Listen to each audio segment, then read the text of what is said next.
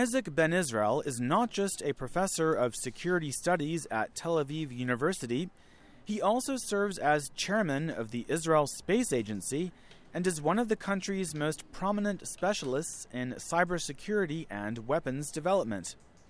I met the retired Israeli general at his academic office to get his assessment of U.S.-led efforts to prevent Israel's regional rival Iran from becoming nuclear-armed. Professor Isaac Ben Israel, thank you very much for talking to Voice of America's Persian service today. I'd like to start by asking about the Iran nuclear deal. Where do you see the agreement standing now that President Trump has said he will only keep America in the deal for another 4 months unless various conditions are met? The problem is not so much with the nuclear deal by itself, because the nuclear deal by itself really closes the option of Iranian bomb for many years. As long, of course, as the deal will be kept. But, you know, if you don't have a deal, it's only worse, not better than the situation. The problem is with other aspects of Iranian policy and behavior. For example, supporting terror organizations all over the Middle East. Inciting, I mean, they are involved now in Saudi Arabia, in Lebanon. Their proxy, Hezbollah, is involved in the war in Syria and also threatening Israel with rockets and things like this. This is one issue. Another issue is the continuing effort to have long-range ballistic missiles.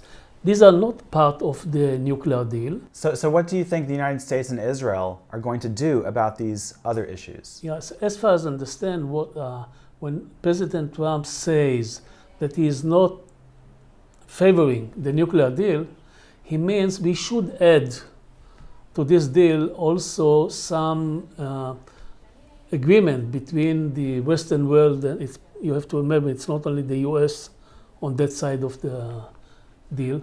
We should add also some restrictions on the Iranian capability of developing missiles or supporting terrorism, and if not, we should think about new sanctions. This is what I think what they mean by we need a better deal. It's not the nuclear issue by itself, because if you read the nuclear issue, there is an obligation there, signed by the Iranian as well, that Iran will never have a nuclear bomb.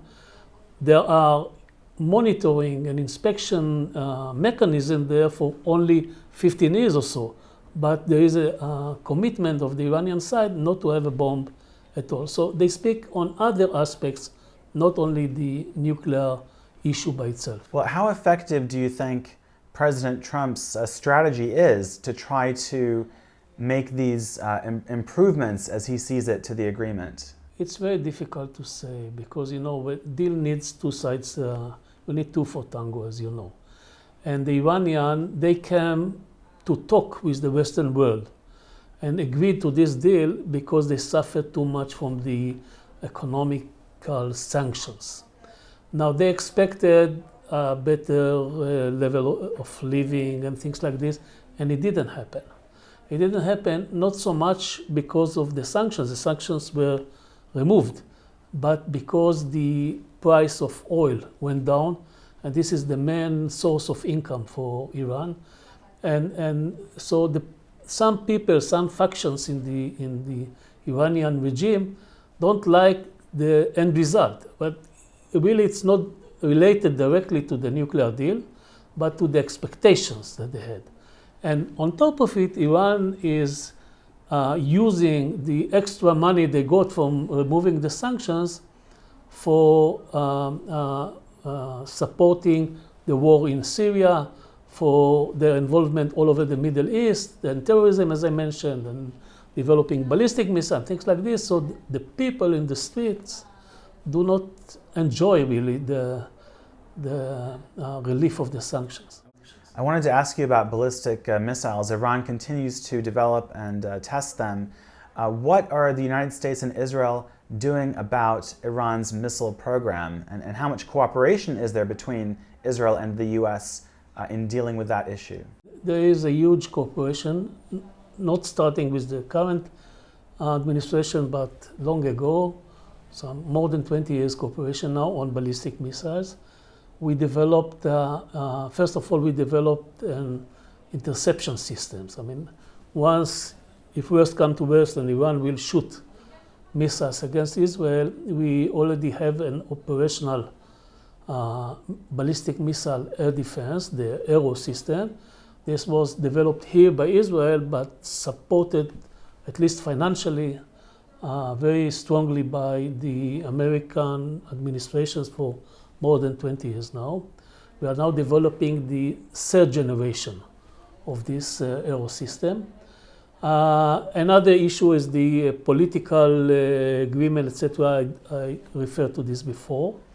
And I don't remember in the last 20 years any debate, any disagreement between Israel and the US concerning this issue of Iranian ballistic missiles. Besides the US and Israel cooperating on missile defense, is there anything that they have been doing or could be doing sort of proactively to stop or hurt the Iranian efforts to continue developing their missiles? There is kind of norm, of a universal norm, that countries will not develop ballistic missiles unless they belong to a certain family of a small family of countries, and Iranians are not following it. And if it is only ballistic missiles with conventional warheads, we may swallow it. But given the worry that one day they will have a nuclear warhead to be carried by those missiles, together it's something that we cannot bear. As I said before, when President Trump says that he would like to change, to modify the nuclear deal, I think this is the main issue, not the nuclear device by itself. Can I ask about the Iranian-Russian involvement in Syria? What does Israel think of how the U.S. has dealt with that? The U.S. does have some forces, some of its allies operating in Syria, but how does Israel see the U.S. involvement in Syria? A day ago, 2 days ago, the Secretary of State, the American Secretary of State, declared that the U.S. is going to stay there in Syria because of American interest. Now, the U.S. doesn't have their big forces like divisions and tanks and aircrafts and things like this. They're more small forces, more commando type forces.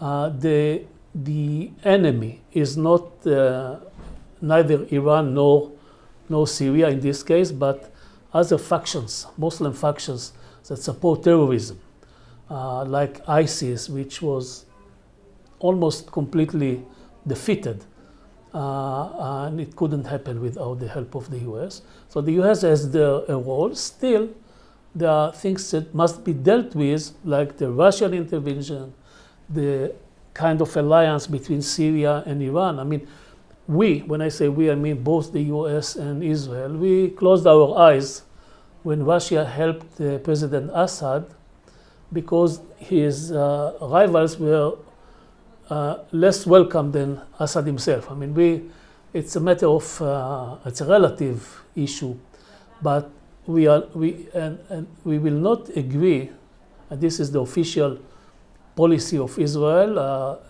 in a certain sense also of the US, we will not agree that Iran, for example, will stay in Syria and build there a military base once Assad is already saved. Right. Can I ask, just follow up on that point, do you see any disagreement or difference between the US and Israel when it comes to the future of Iran's presence in Syria and how close Iran or its proxy Hezbollah could actually get to Israeli territory? No, I mean, from the strategic point of view, looking on the main issues, there is no disagreement. Sometimes you may argue about the tactics, the right tactics that should be applied in this case or that case, but not any strategic gap between the two. And just to conclude, when you look at the Trump administration and the Netanyahu government, how closely aligned do you think they are on issues of Iran and other Middle East challenges? And where do you see that they could perhaps even further boost their cooperation in the future? They can boost the cooperation. I mean, every time we think this is the maximal cooperation, we find another ways to increase it. I don't see today any discrepancy, any gap between the two. Thank you very much, sir. Thank you, Isaac Ben Israel, for talking to VOA Persian. Thank you.